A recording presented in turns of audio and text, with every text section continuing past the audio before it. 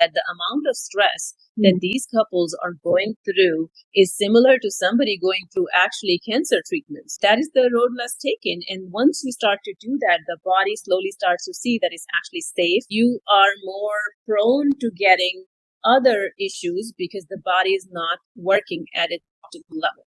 Causing on the body is not only affecting the reproductive system, but also the immune system. And then it's also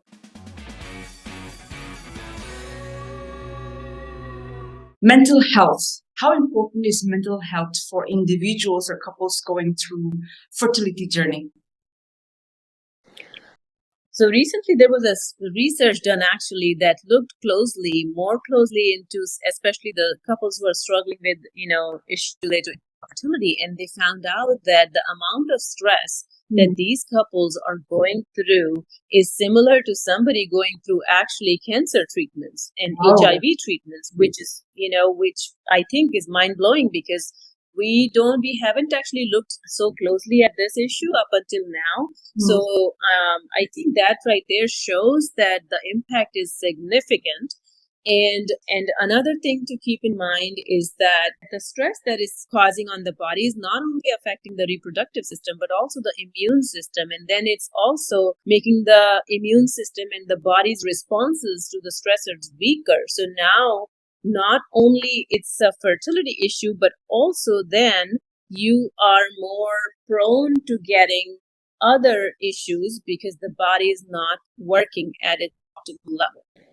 So everything is just so closely connected. Staying with society pressure, especially in India, and I think in every part of the world, we live in such a situation that there is a lot of society pressure. There's a lot of expectations from our loved ones. How does this play into stress? And I'm very well aware of, having Indian background, what societal pressure you're referring to, it really puts some unrealistic expectations, unfortunately. Yes. And in most of the cases, the pressure is put on the female, not on the male so much. Which is, like I said, historical in this. Fortunately, things are changing and the partners are seeing it as equally responsible. At least more and more people are. What that does is that kind of pressure and unrealistic expectations really puts another layer of stress on top of the stress of infertility that is already there. And also another keep in mind is that infertility is an invisible issue. So a lot of times when people that are not in the close circles, they may make comments in a lot of cultures, they're not sensitive enough to even think that the comments that they're making, how is it going to impact the other person? And so these triggers are there. Now, that being said, we also have to remember that we don't have any control over what other people may or may not say. We only have control over how we're going to respond. And so that's the reason when I mentioned earlier that emotional regulation is so important. It is for this reason that once we come from a place where we understand that how the stress is impacting our bodies, now, would you allow someone else to push your button? Probably not. Because once you have that solid understanding that this person's comment can affect your future goals and the baby that you really, really want, would you let that comment affect you that much? You will think it twice, if not more, before you go into that loop again. Yes. But it's like one thing to understand it, and then most people also need some practical tools, because once you're in that situation, it's easy to forget also, right? It's a pattern, and it's a road that's taken the most. And the way that our brain works is that thought pattern that we keep choosing over and over becomes this highway that's easy to go to and is clear and is, our known path.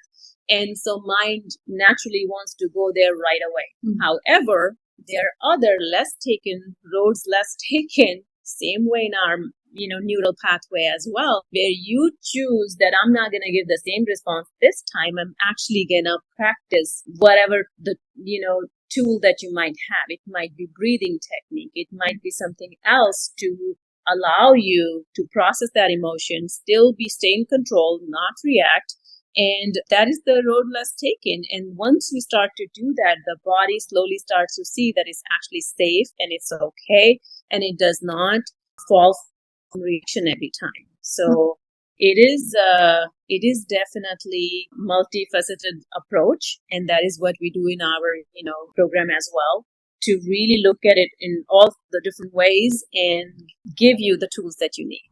Mm-hmm. Coming back to sub-fertility treatment, are there any signs or symptoms that stress might be contributing to somebody's sub-fertility? Well, yes, most definitely. So in females, this chronic stress response can lead to irregular menstrual periods, reduced sex drive, difficulty with getting pregnant despite trying for an extended period of time, which would mean 6 months to a year, depending on their other factors. The miscarriages, those are another typical sign that's related. The amount of stress that deals with chronic stress, failed IVF cycles, mood changes, anxiety, depression, and as far as the male counterparts, reduction in the sperm count, quality, motility, and fertility issues. So really, it affects on every single level when it comes to fertility.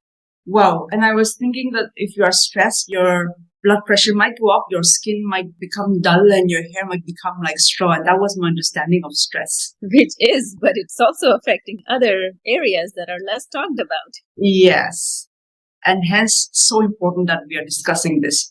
How can individuals differentiate between stress-induced subfertility or subfertility caused by other factors? Is there any way to differentiate that? Yes. What I tell a lot of my clients is that it's all about you being in that driver's seat. Meaning that unless you take certain responsibility for your own health, for your own issues, and be your own advocate,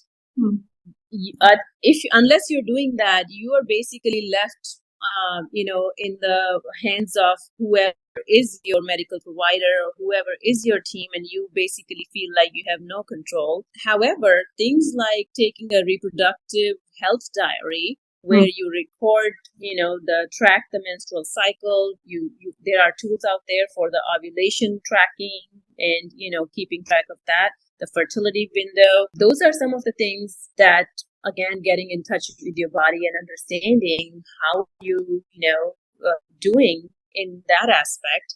These are the tools that one can take, and also realizing when it's time to see a fertility specialist, because a lot of times that wait for too long and not doing something is also that is hindering, and also potentially that elongation in the time before you actually see a specialist. Mentally, you are feeling more and more less motivated, and it's actually affecting you in multiple levels. So that's very, very important as well. Yeah. In today's world where everybody's busy, understanding one's own body is a huge task because we are forever thinking about just going ahead. Yes. I mean, I think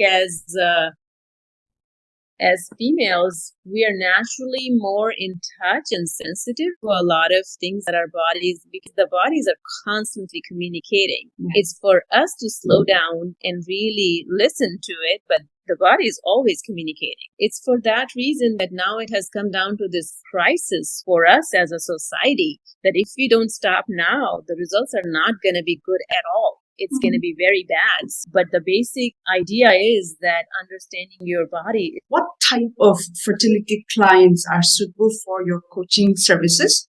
And how do they find you? I'm sure a lot of people would be interested to talk to you. Yeah, absolutely. We have been helping people with a whole range of diagnoses, a lot of the hormone-related issues, a lot of the, stress, and even some of the structural issues where people are already going through IVF, and then we come in as a fertility coaching in conjunct to what they're already getting.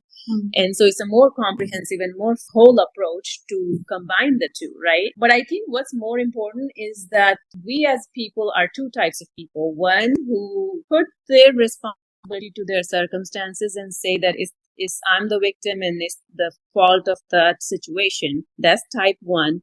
And the type 2 is the one who's willing to have this open mind and see that how they can take responsibility, because certainly somehow how they have either done with their diet or exercise or the thought process or in their whole high of that wellness, something has wrong. They're willing to take the responsibility and do the work. And those type 2 are the people and patients who are typically the best fit for our services. We can be found on Instagram and Facebook. Our website is yes2pregnancy.com, and the Insta handle is also the same. It is yes2pregnancy. Dr. Bhawna, this has been great. This has been absolutely great and mind-blowing. Thank you so much. I really enjoyed this conversation and raising awareness. So thank you so much for having me. Likewise, despite the time differences, we have been able to manage this thanks to you. Our Subak team is really indebted to you, and we actually look forward to more collaborative work in the future. Absolutely. Thank you so much, Amy. Likewise, and I look forward to having more. All right, then. Thank you so much again. God bless you. Yes, thank you. You have a good night. I know it's late for you. All right, I'm awake till around midnight every night. So, okay. bye-bye. All right, Jamie. Take care. Bye.